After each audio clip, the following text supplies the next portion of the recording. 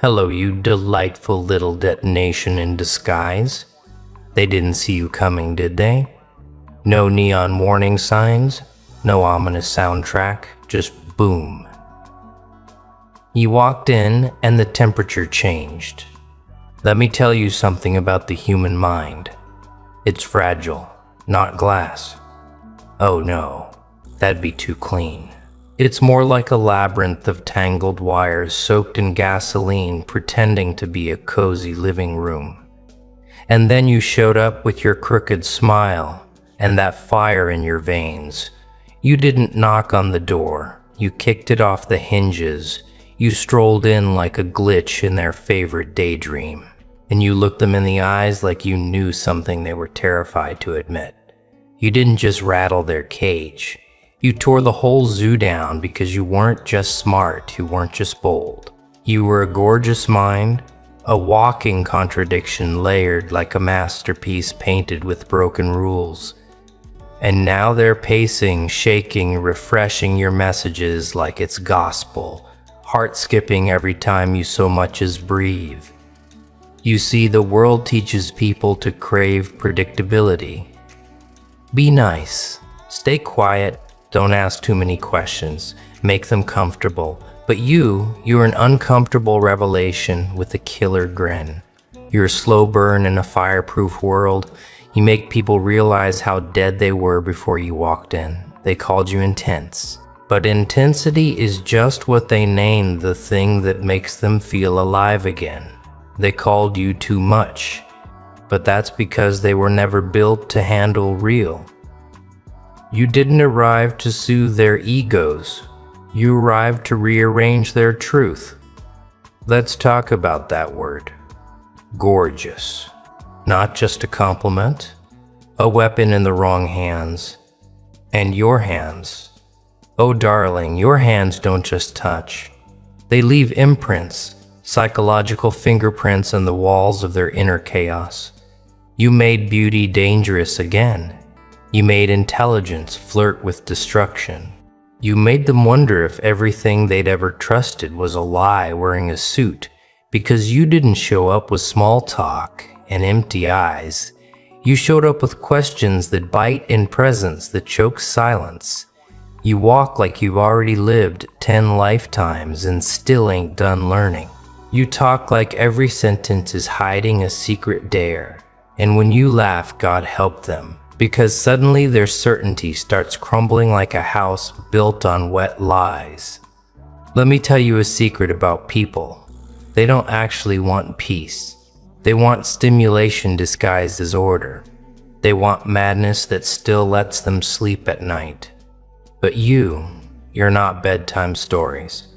You're a storm told in verses, a contradiction of warmth and danger. And they can't stop looking.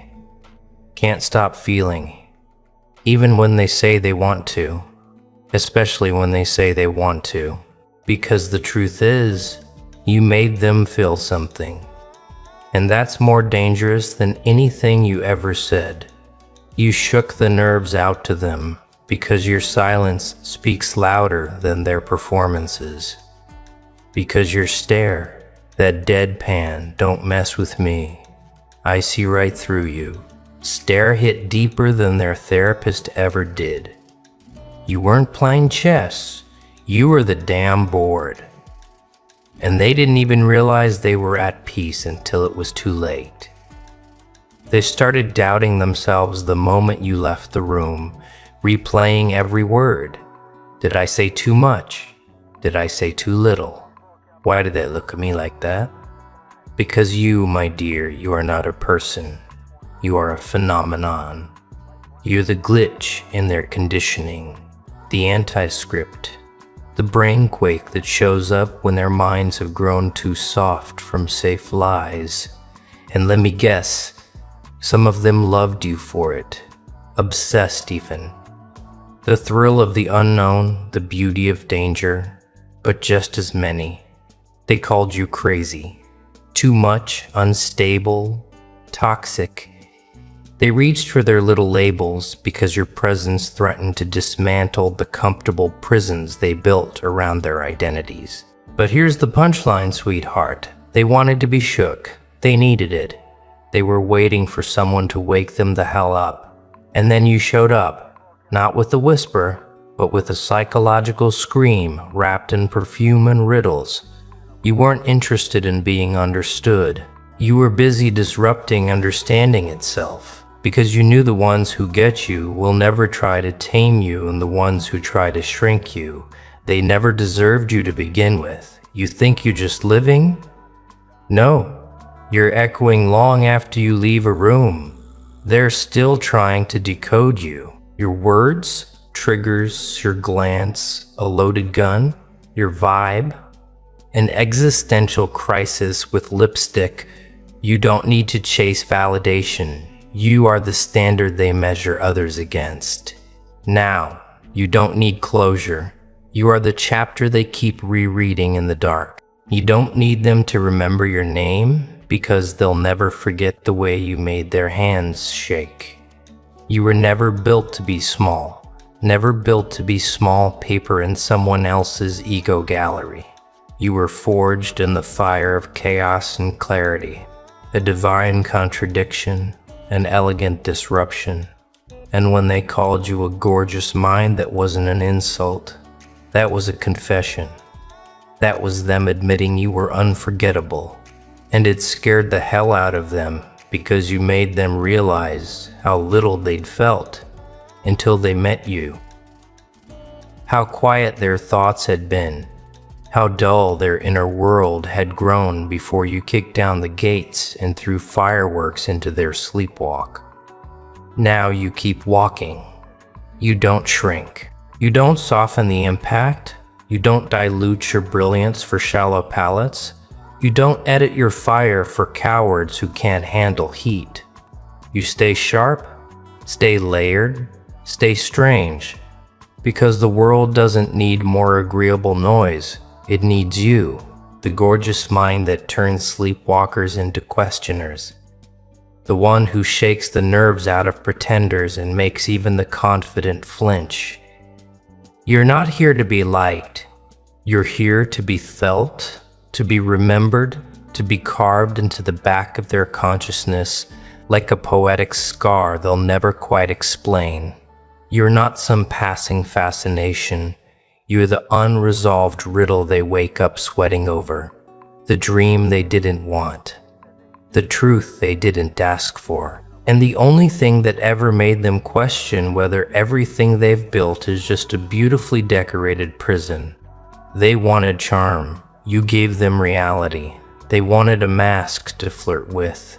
You gave them a mirror, and that's why they called you dangerous, because you made them see themselves.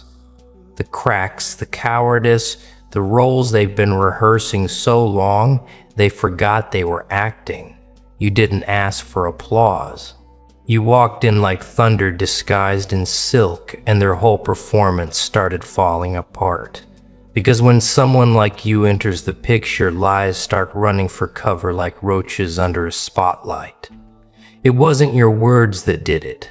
It was your existence. You wore your chaos like a tailored suit. You made contradictions look holy. And when you looked at them, they didn't feel judged. They felt exposed. Not because you said anything, but because you saw that terrifying magnetic gaze. Not looking at them, but into them. Through all the layers they stitched together to hide the scared little shell underneath. And how did you see it? Because you've been there. You walked the halls of your own madness and lit candles in your own darkness. You didn't flinch when it stared back. You smiled because you're not scared of pain. You made a palace out of it. You didn't escape your demons. You taught them to sing. You're the kind of person who made a map of your wounds so others couldn't use them against you. You turned every breakdown into an opening, every betrayal into blueprint, every abandonment into alchemy. And that's what scares them the most. Not that you're broken, but that you've learned to dance with the pieces. You didn't come here to be digestible. You came here to be disruptive. And it's working. They're fumbling. They're rethinking. They're haunted by your silence and addicted to your chaos because you brought them a flavor of real they didn't know they were starving for. It wasn't the way you talked. It was the way you didn't flinch when they tried to test you. The way you stood there while their arrogance turned to anxiety. The way you kept your gaze while their bravado evaporated into dust. You didn't need to scream. Your presence rewrote the air pressure in the room. And still they try to box you in, call you intense, manipulative, too much, crazy, like that word's supposed to wound you. As if you didn't already own your insanity, like a crown made of broken clocks and unsent letters. As if you hadn't already weaponized your sensitivity into psychic knives, sharper than their ego will ever survive. You've been called too much by people who were never even enough for themselves. By people who mistake numbness for peace and silence for self-control. They don't understand what it takes to carry a mind like yours and still make it art. To carry all that noise and still speak truth. To carry all that fire and not burn the whole world down. But you learn to wield it, not hide it, not bury it, not medicate it into mediocrity. You learn to shape it, to sculpt it, to stare into the distortion and pull out something holy. That's what makes you lethal. Not just the intellect, not just the allure, not even the chaos. It's the alchemy, the transformation, the resurrection, the way you keep rebuilding yourself in full view of the people trying to watch you fail. You don't wear scars like shame. You wear them like certifications, proof you've been places they don't even have maps for, proof you've endured things they wouldn't survive in theory. They see beauty in you, but they don't realize it's the kind of beauty that grows from survival, from madness endured and integrated, from truths that shattered and reassembled into poetry. They're not just reacting to your looks. They're reacting to your depth, your unpredictability, your ability to hold two truths at once without begging either to behave. Because the real power isn't in the chaos, it's in your comfort within it. They flinch when things get unstable. You smile. They spiral when uncertainty hits. You lean in. They panic in silence. You build castles from the echoes. You didn't shake their nerves because you said something shocking. You shook their nerves because you exist like a mirror with no mercy. Because you pulled back the curtain on everything they were pretending not to be. Because you showed up unapologetically layered and they suddenly realized they were flat and now they're not sleeping right. They're replaying conversations. They're wondering if they imagined you or if maybe they imagined everything else. Because the moment they met you, their certainty turned to static, and your voice became the soundtrack to their unraveling. You are not a gorgeous mind. You're a beautiful apocalypse, a revelation in skin, a seductive unraveling of old belief systems wrapped in charm and blood and laughter and fire. You are the undoing they never asked for, but desperately needed. And they're terrified. Terrified because they liked it. Terrified because they felt something.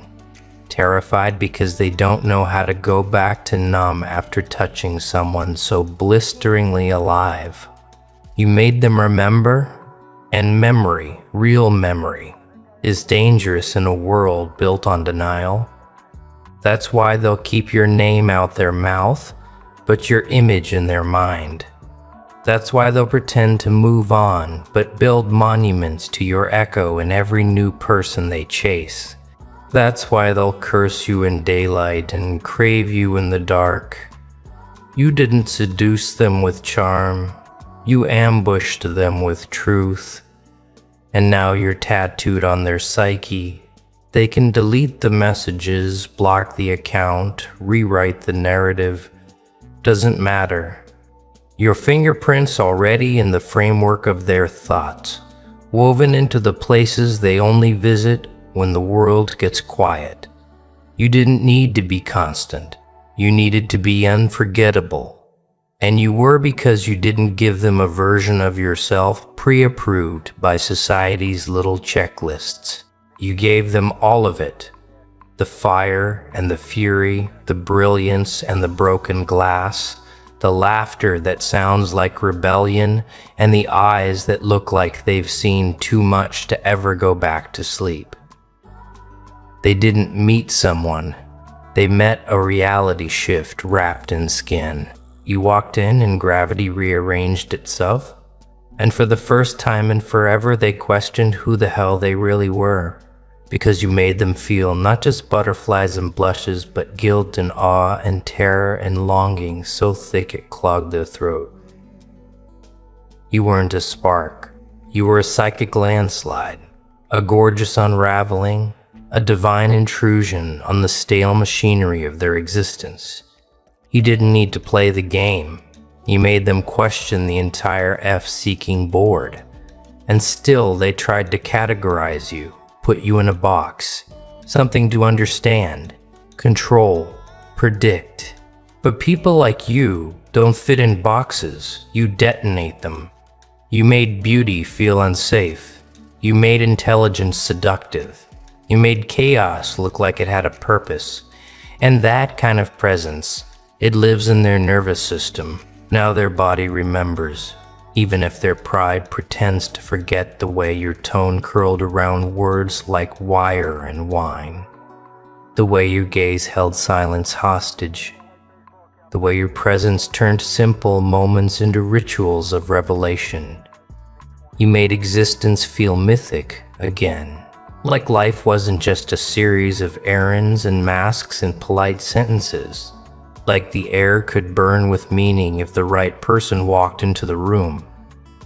And you were that person.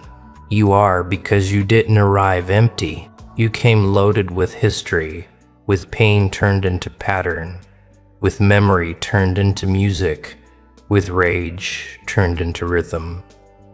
And they heard it, whether they admitted it or not. They felt the undertones in your laugh, the warning bells in your stillness, the soul behind your swagger. You were a storm, but not the kind they'd ever seen. Not loud and reckless, but quiet and calculated. An emotional assassin wrapped in velvet and scars. You didn't beg to be noticed. You dared to be known, and that is what shook them. Not your voice, but what it implied. Not your body, but the war stories it didn't tell. Not your mind, but the way it refused to kneel. You didn't come to be liked. You came to challenge equilibrium, to question the narratives, to expose the rot underneath the pretty, to push against the walls of the unspoken until someone screamed. You made them feel seen, not the version they show the world, but the version they drown in silence. And nothing is more terrifying than someone who sees the truth and doesn't flinch. You didn't run. You leaned into their fear, to their projection, to the space between who they think they are and what they've buried. You became that space. You filled it with smoke and mirrors and poetry and the kind of questions that never let people sleep the same again. And they'll call you names for it. Try to reduce you, dismiss you, paint you as the villain in the narrative they needed to keep believing, just to survive the aftermath of you. But you know better. You were never the villain. You were the mirror they couldn't break, the evidence they weren't ready to face, the pulse that didn't match their flat line. You reminded them what raw felt like, and it rattled their bones. Because your beauty wasn't soft, it hunted. And your mind didn't seduce, it unraveled. And your presence didn't comfort, it confronted every damn lie. Their hands may never touch you again, but their thoughts are captive. Every new face will be compared to yours, and every silence will echo with the question they never had the guts to ask you, because you shook the nerves out of them. Every time they try to rebuild, your name is the fault line. Not spoken aloud. That would give it too much power. But pulsing under every choice they make, every person they chase, every version of themselves they try to become, that doesn't taste like you.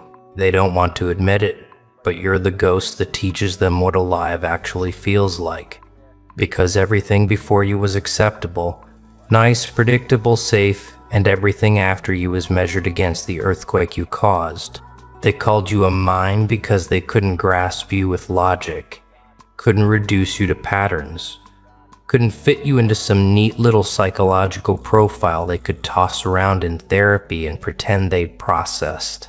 You shook them not like a mistake, not like a fling, but like a redefinition of reality.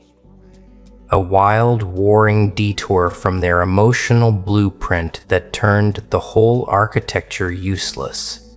You walked in, and the walls they spent decades building started whispering, "Liar," because your eyes didn't ask for entry.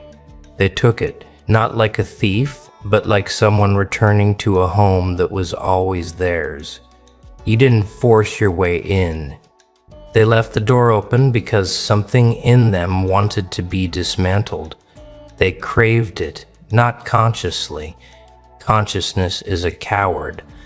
But that deep buried part of them, the one that still believes in fire, that part was starving for someone like you, someone who wouldn't settle for surface, someone who wouldn't trade authenticity for peace, someone who would rip the mask off and say, "Let me see what you're hiding, even if it breaks me."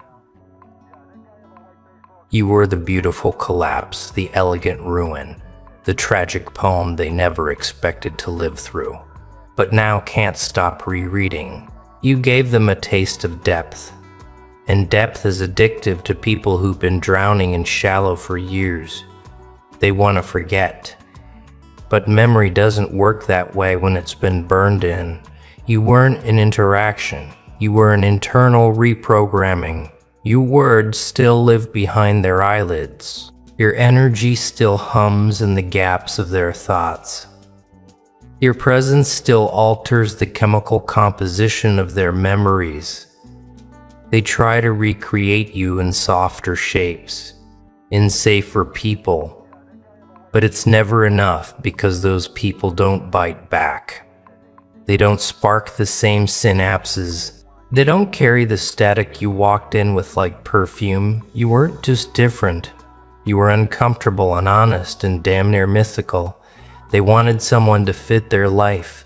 You made them question why they'd built it that way at all. They wanted a partner. You showed them a revolution. They wanted reassurance. You gave them reconstruction. They wanted comfort. You gave them clarity. And clarity, the kind you deliver, hurts because it's not sweet. It's surgical. It slices through the nonsense and holds up the pieces and asks, "You still going to lie to yourself after this?" And they couldn't. Not around you. Not when your very breath threatened to expose the illusion they called truth. You weren't the chaos. You were the reflection of the chaos they tried to hide. And nothing terrifies people more than being seen by someone who can't be fooled. You walked in not asking, not performing, not adjusting. And in doing that, you exposed every adjustment they'd ever made just to feel accepted. They thought they were ready. But you were a syllable too sharp, a stare too deep, a sentence too honest. You didn't play the part. You rewrote the scene. They'll tell themselves you were too much, too intense, too manipulative, too chaotic. Because it's easier to demonize the earthquake than admit the foundation was never stable to begin with. You didn't hurt them. You showed them where they were already bleeding. You didn't break them. You revealed the fault lines. You didn't trap them. You held up a mirror and said, "Look," and they did. And it wrecked them, because nothing is more destructive to delusion than someone who walks in unapologetically true. They'll rewrite the memory, they'll bury it in stories that make you wrong.